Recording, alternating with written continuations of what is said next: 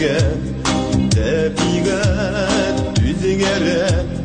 qoldırıp yeşillikini girebes kizlerge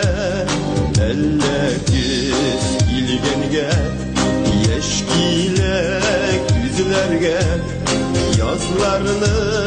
şeylerini